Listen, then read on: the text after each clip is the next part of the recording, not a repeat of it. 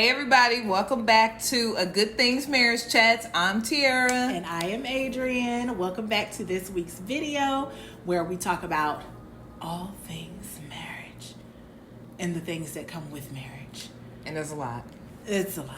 Mm-hmm. And we want to bring you all with us.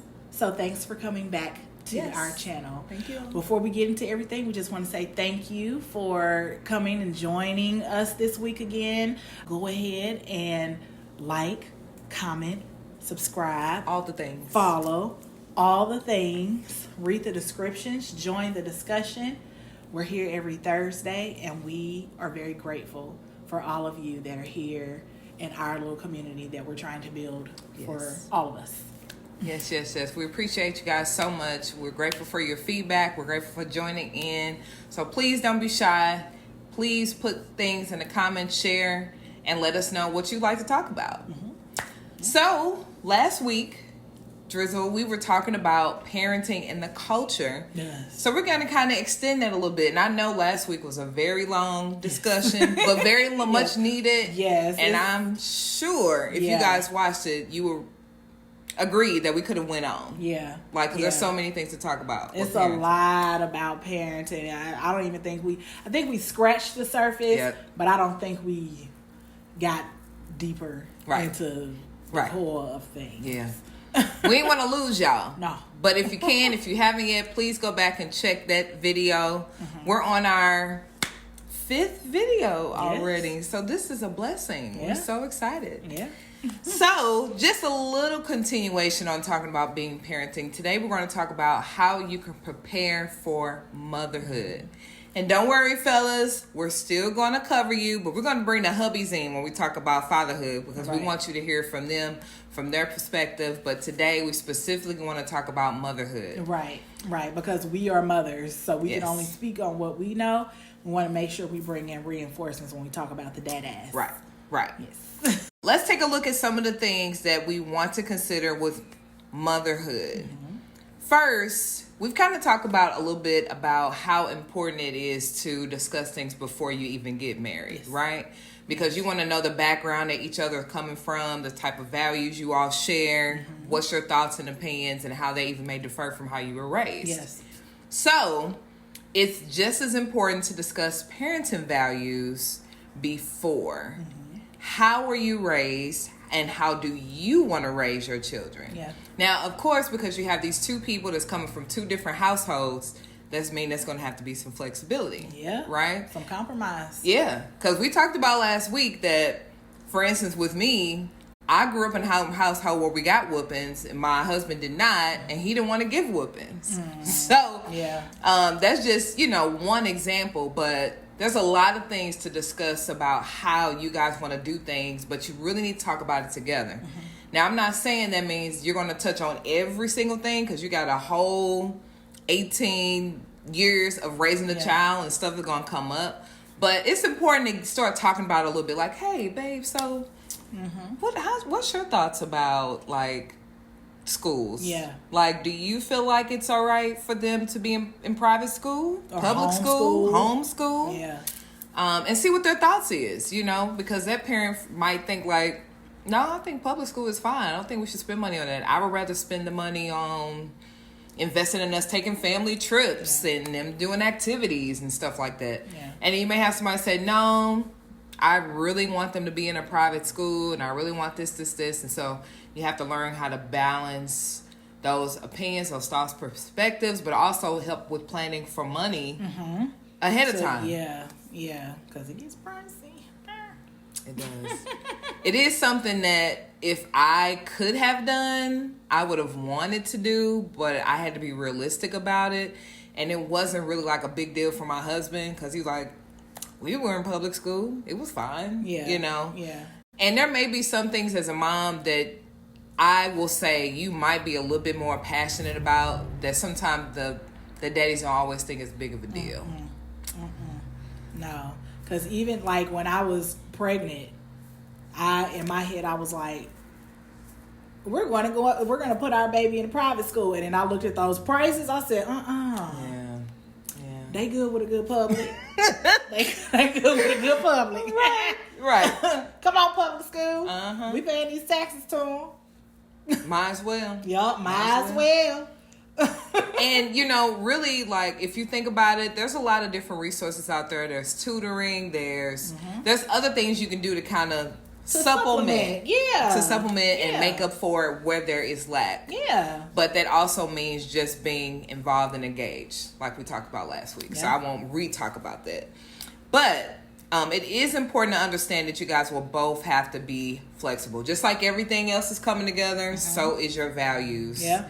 So make sure you guys are listening to one another.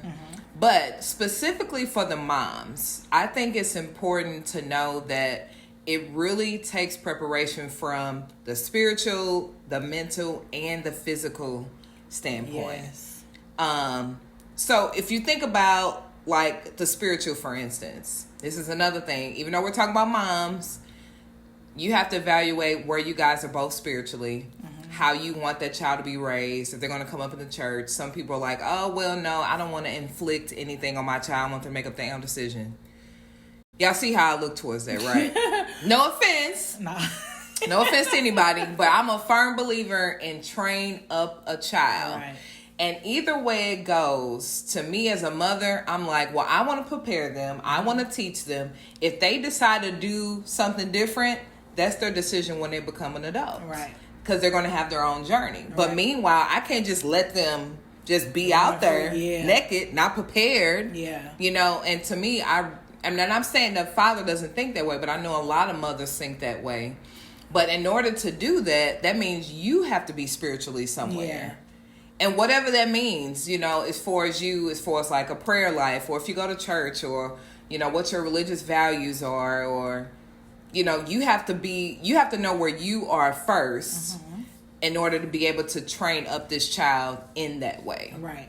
And then if you think about it from the mental standpoint, and you guys gonna hear me say this till you turn blue, till I turn blue in the face. But counseling is absolutely necessary, especially if you know that you've dealt with some things coming up. Because Ben and Adrian could probably vouch for this too.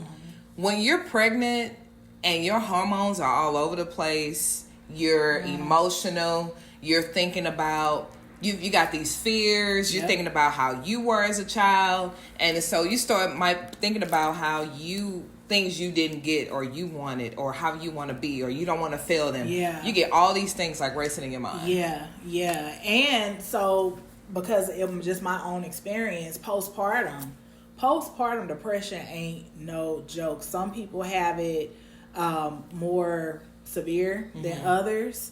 I think I had a mild case of it, but it's real. It's real. Like your mental, the way that you think about things is different from what you thought about them before. Yeah. How you approach things, how you feel about certain things. Like, it really, like, gets to you. Yeah. It really does. And then apparently, postpartum, you could be in postpartum for like 7 years. Wow. After having a kid. Wow. I didn't know it was that long. Jeez. Why that long, Lord? That's a long time. That's a long time. And my baby's just 4. Yeah. So that tells you, like, and that was one of the points too I want to talk about counseling. Like, it's something you should consider before, during, and even after. Yeah. Make sure that you are talking to those that are close to you. Don't ever feel like you're going through anything alone. Yeah. Even if you don't have a huge circle of friends or family, talk to somebody. Whether that's your spouse, whether that's your mom, your best friend. Let somebody know about the emotions and the feelings that you're going through.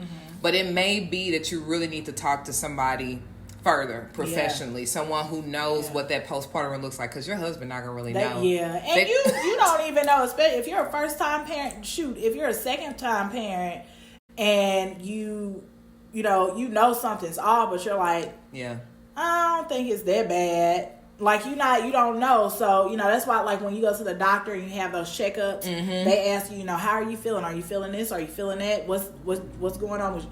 That's your opportunity to be like, hey, I'm feeling like I don't really want to do this thing called motherhood. Yeah. Or I'm feeling like I need some space. Yeah. Or I'm feeling like I'm just sad. Or that's your time to check in with your doctor, and they can, probably refer you to someone, a counselor, a therapist to talk to. So, things can get on track. I don't know if they give you medication while you're, during postpartum. Maybe, later on. I don't know. I'm not sure. It's probably depending on, like, if you're breastfeeding and stuff, too. Yeah. If you're breastfeeding, I don't think they, would. But, but I'm not a doctor, so I don't know. Yeah. I don't know. So, right. But, I mean, it is, important to do those checkups and talk to someone that can help you through those things. Because, I mean, just like... just regular depression. It's not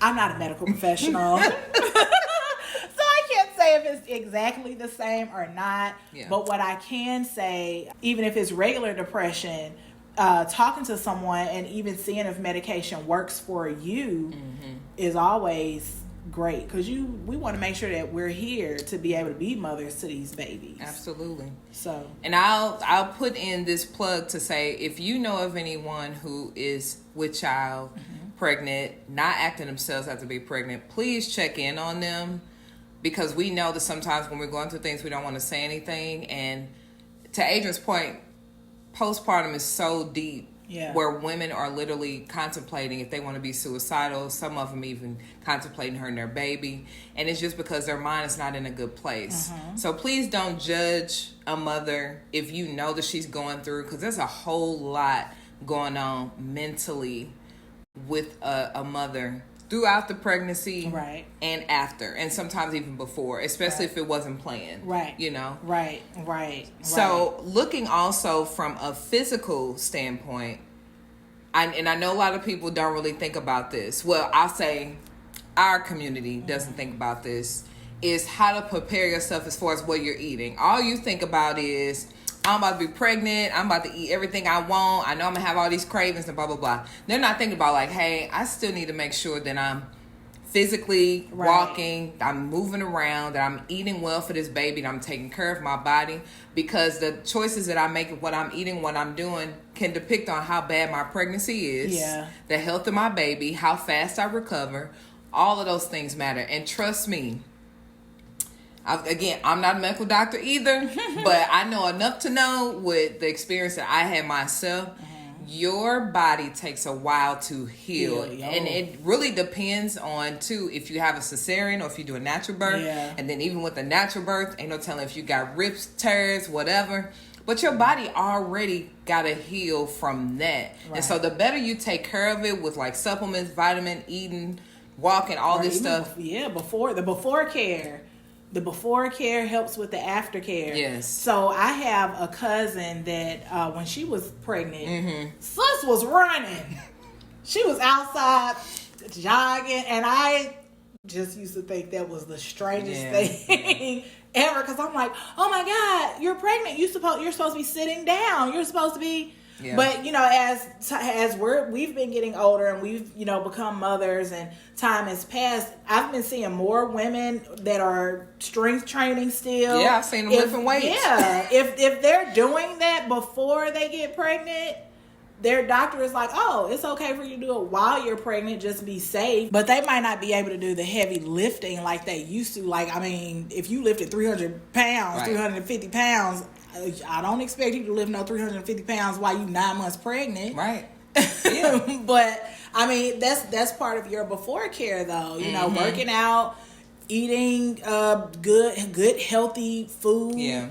I know some people's diets, I mean, it's healthy, but you still, have a good balance. Yeah. Before you're pregnant and while you're pregnant. I know when I was pregnant, with my first daughter, I didn't want no sweets. Yeah. The thought of eating a piece of candy or anything sugary made me want to vomit all over the place. Yeah. It grossed me out. Yeah. So I basically, the whole 9 months of my pregnancy was a vegetarian. Yeah. I didn't want no meat. If I had chicken or anything, it tasted like dog. It was very doggy tasting. Yeah. Steak, I didn't want nothing to do with it. Pork, definitely get that out my face. Yeah. I would call my husband and be like, can you stop by the grocery store and give me a veggie platter? Yeah. A whole platter. Yeah. Can you stop by and give me a fruit platter? That's $25 per platter. And I was like, give it to me because I'm about to eat this for dinner. Right. Like, that's what I wanted. Yeah. I did not, and I ended up losing like 40 pounds while I was pregnant. Yeah. Because I didn't want sugary. Like, it grossed me. Yeah. Out. Yeah. Now that second pregnancy, I'm yeah. crab legs every Friday. And they're gonna be different. You know, I'm not saying that of course you're gonna have cravings. You're gonna have cravings for certain things. I'm just saying, balance the diet. So you have to really balance, have the things that you like, that you crave, but when you can, make as best choices as you can. Oh, yeah. You know, for me, Definitely. It was the same thing when I had my first pregnancy. I didn't want fried foods. I really wanted cold stuff. I wanted ice from Quick Trip all the time. I wanted cereal. Oh, yeah. I wanted sandwiches like Subway, stuff like that, with veggies and stuff on it. I just wanted cold stuff. I didn't want nothing hot, and I didn't want nothing fried. And I lost weight with both of my pregnancies, too. Now, I didn't really exercise because I didn't know the things like we're talking about right now. But if I would have known, I probably would have done those things. Yeah. So, but I don't think people really realize how much exercise helps with your mental well as the physical. Yeah. So keep that in mind. Yeah. I did a little water aerobics. I was the only young 30-year-old in that class. Everybody else was grandmamas and granddaddies, and we was up in there. Doing the rolls and the water. I was like, oh, this is fun with these old people. I love you, old people. But it was fun. It was good times. Now, I didn't do that with my second one. Yeah. But I wish I did. Yeah. I wish I did either more walking or even picked up aerobics class or the water aerobics class again. Yeah. But water aerobics was wonderful. It was good on the joints. Yeah. So it wasn't a lot of pressure, especially being that I wasn't very active before I got pregnant. I wasn't, going to the gym and working out like that. Yeah. It was good on my joints. Yeah. Yeah. It was good on my joints. I'm sure. I think what helps too, if you're preparing for the spiritual, the mental, and the physical earlier in the beginning as well, that it just helps you later, because after the baby gets here, there's a lot of balancing and emotions you have to do, especially going through postpartum, because now it's not just you and your spouse anymore, just you worrying about yourself and worrying about them. Now you got to worry about the baby, your husband, and yourself. And that's a lot. That's a lot, especially when you're not getting no sleep. Oh, yeah, because you're going to be snapping on everybody. You're going to be snapping on everybody. That's why, like, in my mind, I don't think you could really prepare for motherhood. Like, we have the cutesy things and, we're pregnant and we feel so glowy, or, we don't feel as great when we're pregnant. I don't know. Yeah. But, we have all of those things and we're celebrating this new life. But then when that kid gets here and you're like, what am I supposed to do with this? What am I supposed to do with this? I'm supposed to do with this being. Right. What am I supposed to do with this? Because it's not like taking care of a puppy. A puppy you can leave at home, put it in a cage. You can't do that.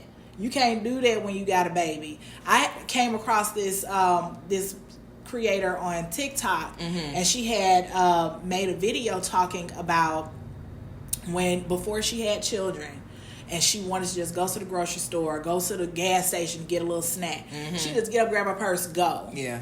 And when she first had her baby, she said she thought, dang, I gotta grab the baby, I gotta grab the diaper bag, I gotta grab an extra, and she's just going down the street. Yeah. The pumpkin seat, the baby carrier, and a lot of the times, because it seems like such an overwhelming thing to do, you just like, I ain't going nowhere. Yeah. I know I did that. I'm just now for real being like, oh, okay, I can go out the house. Yeah. But before I was like, I got a baby carriage, the stroller, the pumpkin seat, the backpack, diaper holder. Hold on, do I gotta grab my purse? Do I put my wallet in the back? it was so it was so much. But things like that change. Like, you're no longer just responsible for you, you're responsible for this other being. You're responsible for this other person. You're trying to make sure they, stay safe, they stay healthy, that you're trying to do all of these things. And a lot of the times in doing that, you forget, I gotta take care of me. You forget that. I forgot it. When I say Twee has been like, no, girl, we gonna get out the house. Between her and my cousin, boy, I would be looking at the house wall. I'd be sitting at the wall just, because I don't want to go nowhere. I don't. And it's because I know where she's at, because I've been there. And the nicest way I can say this, because I know dads, fathers, I know y'all help out. I know y'all try your best, but there's still a lot of stuff on us as the mother. And so I've been in that place where I know what it feels like to feel like everything is on you and you want to do it well and you don't want to fail, and you know that this baby is dependent on you, and then you got to bounce. Well, I still got to make sure I got time with my husband, but how am I gonna make time for my husband when I don't even feel like nothing? I don't look like nothing. My hair not done. My nails not done. I don't feel pretty. I'm fat. I don't have time to work out. Just, you got all this stuff going on in your mind. Yeah. And so they don't have all of that. They just trying to figure you out. Yeah. They trying to help you anywhere they can, but they trying to figure out where you're at, and they just don't understand that mind space. So you got to give them grace, because you could have times too where you start resenting them because you feel like you're doing all this stuff, and it's not that they're not. It's just the mother. You could only want to breastfeed that baby. You're probably going to be changing their diaper most of the time. Even if they stay at home with you initially, they're not going to be there as much as you. You're going to want to be the one taking them out to the store most of the time. It's a lot. This was a discussion that I actually had yesterday. Yay for me. Just had this discussion yesterday on how, because I am the primary caregiver of my two girls, I have to set appointments. I have to take them on appointments. I have to, drop off or pick up. Thank God my husband, we switch back and forth on who's taking to school and who's picking up. And we just got the oldest in school right now. Yeah. But, I have to either pick up, drop off. I'm taking the dance classes twice a week. So we got one on Wednesdays, one on Saturdays. Then I'm taking a tutoring. Then it's a lot. It's so much. And then it's like, well, where is it time for me? Because I'm making sure that everyone else is taken care of. And so I've had to figure out how to carve time out for me to go do things like I can do my own hair. I can retwist my own hair, but to go do something as simple as getting my nails done. And even retwisting your own hair is work. That's work. Boy, it take 2 days. I'll be like, I'll wash and be like, all right, I'll finish it tomorrow. Yeah. Like it's a lot. Yeah. But I mean, it's still so much that's on us. There's so much that's on us, and it gets overwhelming. Yeah. Like I've cried about it a lot. Yeah. I've cried about 3 times this week, and we're just on Thursday? Tuesday. We're recording this on Tuesday, and we're posting on that. But yeah, the week just got started. Yeah, I've already had like 3 or 4 breakdowns. Yeah. I don't like it. I don't like having those breakdowns. Yeah. But I'm working on trying to get over being overwhelmed all of the time. Yeah. So it's a lot. We're not saying this to discourage anyone if you want to have children, do that. But you also need to make sure that you're thinking about everything that comes with those children. Because it's not just, they're going to be a baby for the rest of their life. No, they're going to grow up. They're going to have their own personality. They're going to have their own feelings, their own emotions. They might be mouthy. They might talk back. They might be little geniuses. They might have mental issues or health issues. There's a lot. Yeah. There's, a bunch of different things that could come up. Yeah. And like Twee said, even though, daddy, your husband or your spouse or your partner would be there to help, they might not be able to be there for everything. Yeah. And so it does get overwhelming. So you want to make sure that when you do bring, life into this earth, that, you're ready. You're ready to take on and do it. Like, I felt like I was ready, and I still feel like I'm ready, but I also feel like a lot of those unexpected things came up, and it was like, dang. Yeah. Another thing. Yeah. Oh, Lord. Yeah. Can I take any more, Jesus? Yeah. The mental part is probably the biggest part. If we're talking about the spiritual, the mental, the physical, the mental is the biggest part. Being ready to adapt for change, being ready to be flexible, being ready not to beat yourself up, being ready to say, hey, I need to have a conversation with my husband. Hey, husband, I need a break. I need to go get my nails done. I need to spend a day alone. I need to have lunch by myself. I need to go, whatever. So you need to know the type of spouse that you have prior. Right. To someone who's going to be there to support you, that's your best friend that you can talk to, and they can notice. They may not know everything that's going on, but they know when you're overwhelmed. Oh, yeah. And that you feel comfortable enough to talk to them and let them know, like, hey, I need a minute. Yeah. I need a break. It's important to have that supportive partner. Yeah. But it's also important to make sure you do, even if you feel ugly, please still make sure that you make time to connect with your spouse. Now, hopefully your spouse is making the environment safe for you to be able to do that. Because I, of course, myself as a woman, I know that you can already not feel beautiful, but you don't feel safe if your husband is, I guess, if he's sick or if he's frustrated or stressed out from something, don't let it be where he's dealing with like a job or lost a job or something during that time. That makes it even tougher because he's dealing with his own emotions, you dealing with yours, but y'all still trying to find ways to connect. But no matter what, please still find a way to connect. And not only that, but it's important for you all to do a bunch of connecting before you bring kids into the picture because it makes it just that much easier to get together. Like, hey, we had that connection. We got to get back there. Yeah. And you might not be able to do it as often, but it's still needed. Yeah. It's still needed. Yeah. So, connecting with your spouse, having the me time, and then also bonding time with the baby. Now, the bonding time sometimes can... Naturally, the first thing we think about with bonding is breastfeeding, right? And everybody doesn't breastfeed, and some breastfeed longer than others. But I'm just imagining a mother right now that is stressed, that is dealing with postpartum, that is still balancing the time. And the first thing they're probably thinking, like, I don't even have time to bond because I'm too busy doing this, especially if you have multiple children. Oh, yeah.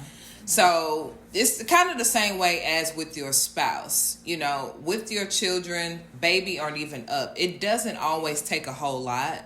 It could be something as simple as, well, while you're at home, you probably have more time if you're at home. But you want to take 30 minutes, an hour.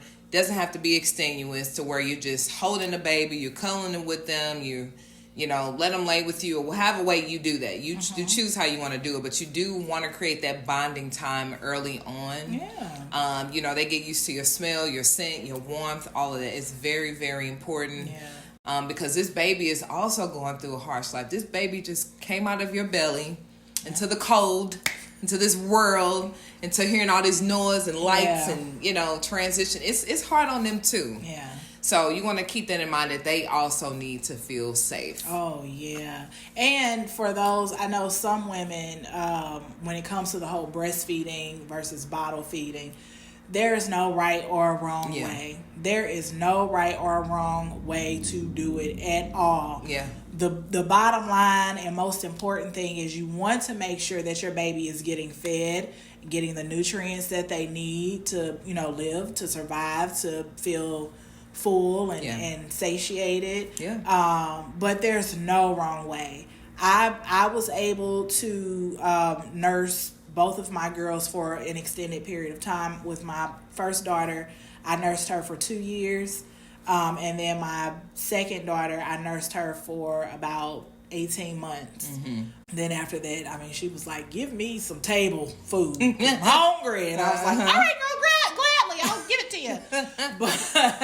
But even if you can't breastfeed, there you can still, bond by holding your baby and feeding them and feeling like, you're able to provide some kind of nourishment for them, while they're here, while they're still a baby. They're defenseless, they're helpless, they can't do anything.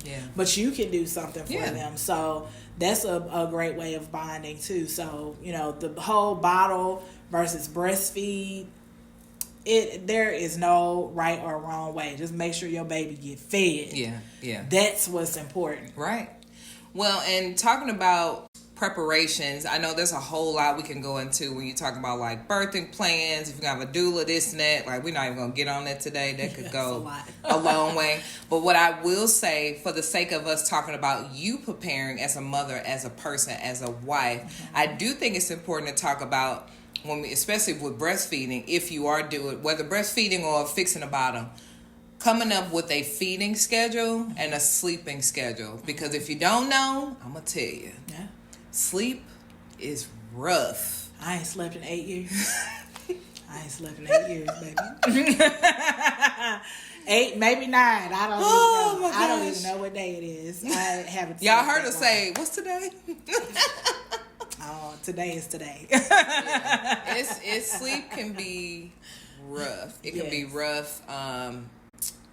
My gosh. Yes. It could be rough. It took me a minute, and after maternity period, I went back to work. So you can only imagine. It was hard because not only am I working, but I'm still coming home to nurse, to fix bottles and stuff. Like, I tried to continue to breastfeed when I went back to work. I was pumping at work. I would be leaking at work. I tried to go back behind the scenes, pumping on. It did not last very long. As best as you can, between your spouse and yourself, try to plan out a sleeping schedule. Now, of course, you might have to kind of maneuver a little bit based on that baby's schedule. You may have a baby that just blesses you to sleep at least 4 hours, because 4 hours is good in the beginning. Right. But you guys do need to work together on the beginning on figuring out that sleeping schedule. Yeah. And that's for your health, the betterment of yourself. Yeah, and co-sleeping too. Oh, yeah. Co-sleeping is so... I know with my oldest, we co-slept with her for maybe the first 6 months, maybe 7. And that was only because at the time we were transitioning from moving out of our apartment. We were staying with my in-laws because we were in the process of looking for our own house. So by the time she was like 6 or 7 months, then we moved into our own house. But she slept with us, and then we had like the bassinet. She hated the bassinet, and I tried to make that thing as a lot of babies hate bassinets. They hate that bassinet. Yeah. And it was like the packing place. So it was like the bassinet, the changing table, the washing, all the other things. Spent all this money on it. Spent all that money on it. As soon as I put her there, she was like, ah! I was like, what is going on? I can't sleep. Right. And then with the co-sleeping, like, I was so scared to co-sleep with her because I didn't want my husband to roll over on it. Like, he's a hard sleeper. Like, he didn't hit me in his sleep before because I just brushed up against him. He was having a dream about zombies. Yeah. So I'm like, if he swept me in his sleep, I don't want my baby to accidentally kick him with her little foot and he throw her across the room, because he just he's a crazy sleeper. Yeah. So I was afraid. I was very afraid for her to sleep with us. So for the first 6 months, 6-7 months, I did not sleep very well because I wanted to make sure that when I slept with her, I slept in almost like a crescent shape. Yeah. So I like rounded myself around her, but made sure she had enough space to where she could, move, and I wasn't like rolling over on her. Right. Like I would be on the edge of the bed. Yeah. And when we got our house, and my in-laws were like, "We're gonna get her a bed for Christmas," and I was like, "Show you right, okay? Show you right." So I started putting her in that crib for nap times. I had her sound machine going with the projector up on the thing, so she was used to that. So I could just go lay her in her crib. Yeah. She would listen to the music, have the projector on the ceiling, and she would go right on to sleep. So, and we had a bath schedule for her. Like, it was my grandmother that was like, feed her at like, she was like, don't put her to bed too early because that's gonna have her up all night. Yeah. So she was like, feed her at like 10 o'clock. She was like, give her a bath about 10:45. She was like, nurse her again and then lay her down. Yeah. And that's what I did. And we stuck to that until she was when she was about 2, then I was like, okay, we probably don't need to have her up at 11. Yeah. So we were like, you're going to go to bed at about 9. So then it was still the same schedule. She would eat. She would be in the bath by 8. Yeah. You know, and then in the bed by 9. And that was that. Like, you know, she would get up late in the night, in the middle of the night, and she would, you know, come and get in the bed with me, and I would, because I was still nursing her. Yeah. So she would get out of her crib. She would come in there, and I would, you know, walk her right on back. So I would nurse her. She would go back to sleep, and then I would put her back in her crib, and she would go on back to sleep, and then she would get up, you know, when it was time to get up, and then she'll come in the bed and lay with me. And by this time, I'm like, okay, we going to get up anyway, so you can go ahead and snuggle cuddles. Right. But that was our routine. Yeah. Now the second one, what routine? Yeah. What routine? Yeah. Because she's 4, and she's still my bed partner. Yeah. Yeah.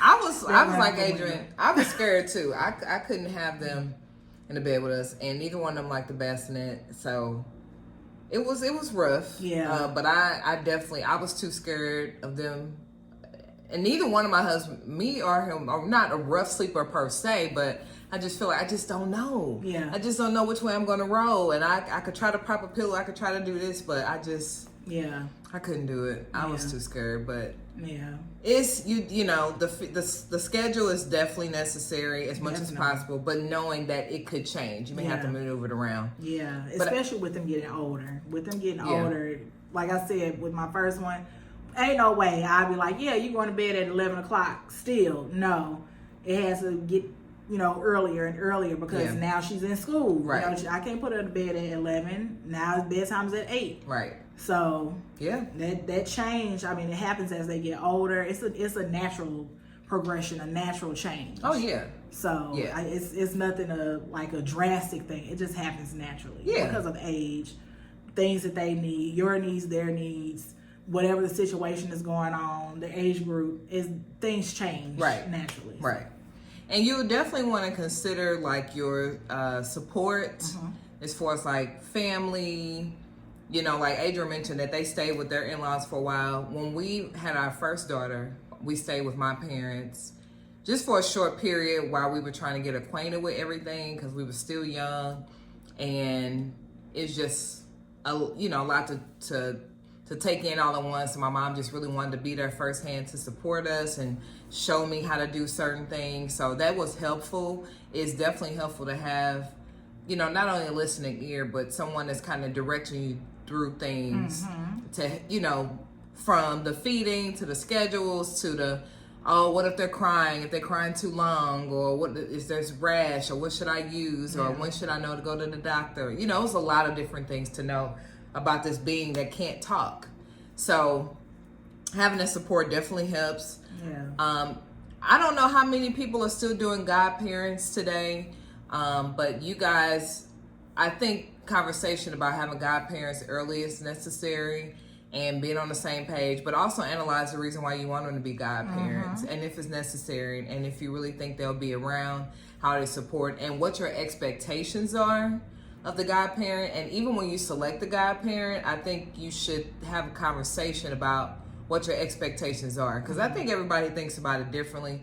I personally feel like the godparent should be someone not only that's available if something were to happen to you all, but this person should be trying to have a relationship with the child. Of course, you're not really expecting them to talk to them every day, every week, or none of that, but a regular check-in conversation, checking them, know that they're okay and things like that. So definitely something to consider with godparents. Yes. Facing fears and considering counseling prior to and throughout. You know, we kind of talked about that. There's a lot of fears that can come up, triggers, if you will.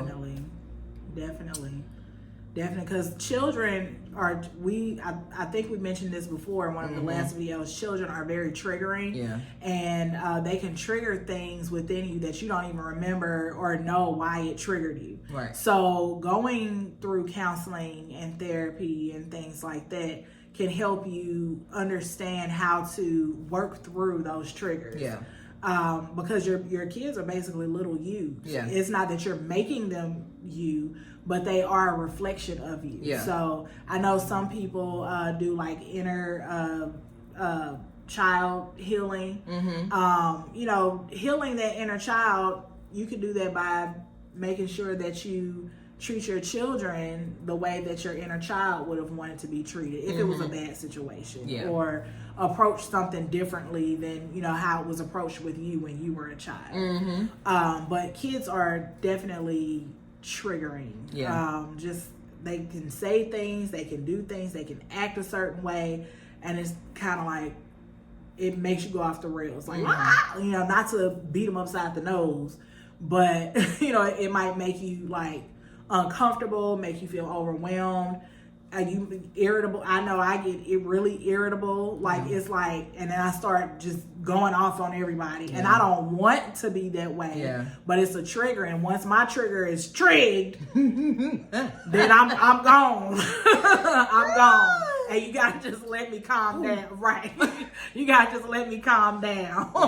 So, but they definitely are triggering. So going through and seeking out therapy that will help you definitely learn how to navigate your way through those triggers so that you're not snapping on everybody. So I'm in the process of looking for a therapist. Good. So good. Yeah.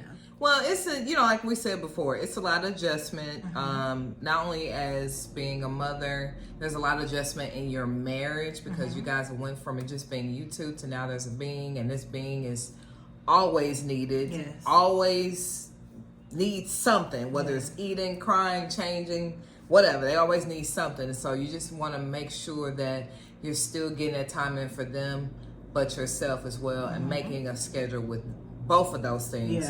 Prioritizing schedule with them and with yourself. But one thing I want to encourage too with some of the things that we talked about is don't be ashamed or don't feel some type of way about doing research about the stages, not only with yourself and what you're going through, but the stages for the child. So really getting a chance to look into infancy, to being a toddler, to being a preteen. We kind of talked about that a little bit last week, but it's important for you as a mother and makes it easier for you guys both as parents, co-parents, that you understand what the child is going through these stages. What I'm trying to think, what's it called when they start thinking about like motor skills and their early development stages. So it's important for you to start learning those so you can know, like, okay, this is a good time for me to start teaching them this, showing them this.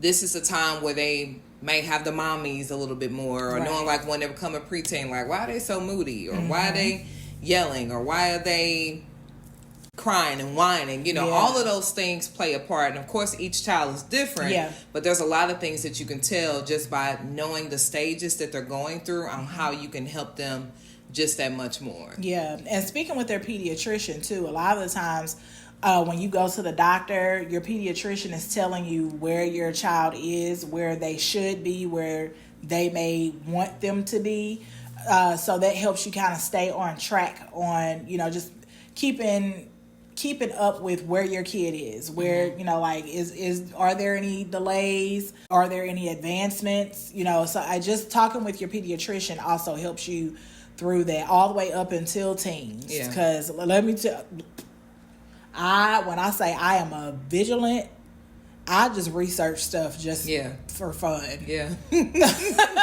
Just for fun, and I find myself going down a rabbit hole of, well, why is this, and why? Okay, so when they're this age, what should it be? And girls at this, like I wasn't a girl at that age, but I don't remember that far back. I remember yesterday, but but just partnering with pediatrician friends, family, because some people, I mean, they experience things differently, but it does kind of help you gauge where your baby is. Yeah. Your baby, your toddler, your adolescent, your teenager.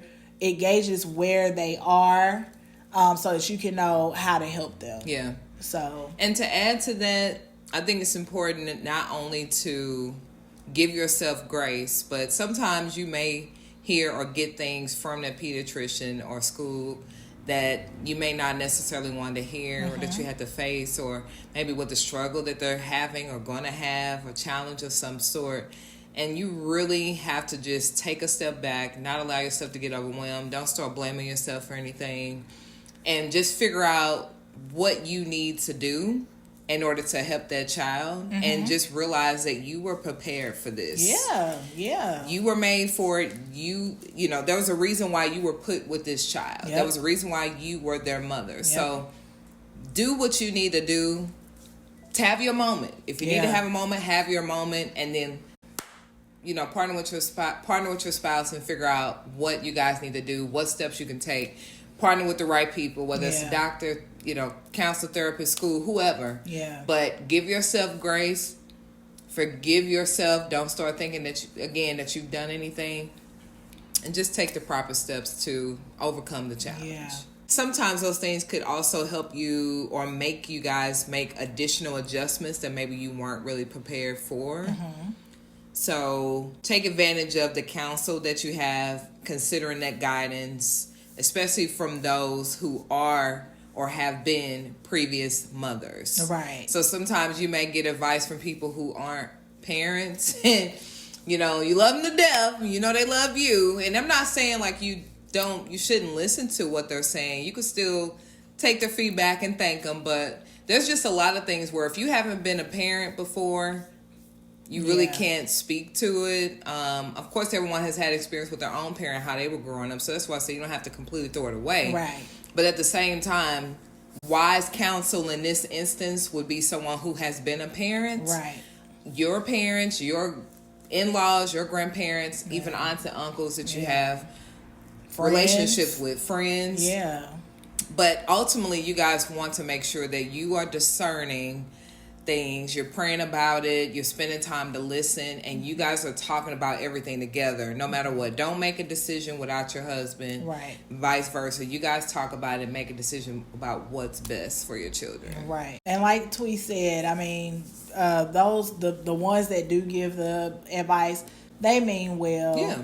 If the advice fits with what the direction you all are going, then take that advice, but if it's just kind of unsolicited and you're like, and the only reason I'm looking or mentioning that perspective is it's kind of the same way even with marriage sometimes. Like some people will give you advice that if they were in the same situation, would you have done it this way? Right. And some people think they'll do something until they're in that position. So you just don't want people to say things coming off like from a judgmental stand. Right. Or emotional. Right. Yeah. So you can welcome it all, especially if you know where their heart really is, where their intentions are, that they care about you. Yeah. And it doesn't mean that everything they say is going to be right, but it doesn't mean that 90% ain't wrong and you could have took 10%. Right.